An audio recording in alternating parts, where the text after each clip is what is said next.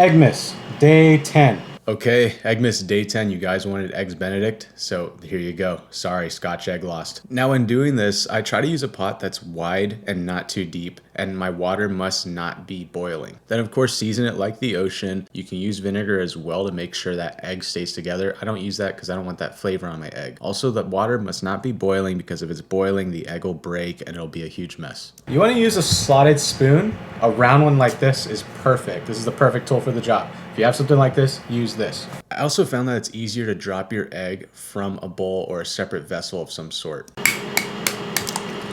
Before dropping it in, this is a personal thing. I prefer to make a vortex, swirl it up, and it kind of helps that egg stay together. It might not be a thing, it might be a thing, I don't know. I just do it every time and it usually helps the eggs stay together. Now, I've done this before. If you want to do big batches, just get a big hotel pan with a slotted pan on top. It works perfectly. Also, you'll have these little danglers. No worries about that. You could always just pull that off.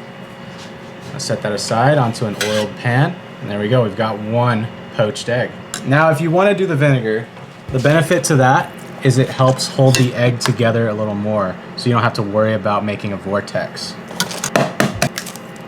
Also, I'm getting a lot of comments on how to crack an egg with one hand. I don't know if I should do a video on that. Let me know in the comments down below if I should do a video on how to crack an egg. Yeah, guys, let me know if you want to see a video on how to crack an egg with one hand, and I'll find a way to go about it. I don't really know how I'll teach this yet, but I'll find a way. But anyways, this is what you can see when you put vinegar in the water. It kind of helps that egg stay together a little better, but you still get that vinegar flavor, so I don't really care for it. Now, what you put this on is up to you. Typically, an Eggs Benny is an English muffin. I like it on a biscuit as well.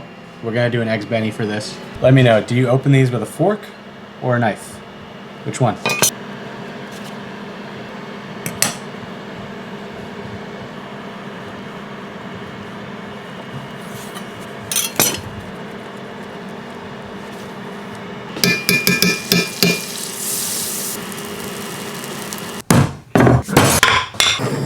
Hot plate, hot food. For my base protein, I chose salmon. So it's a salmon Eggs Benedict. And then I used the Hollandaise from episode 9 yesterday. Check that out down below. And there we go. We've got a creamy Hollandaise to top off our Eggs Benedict with some chives to finish.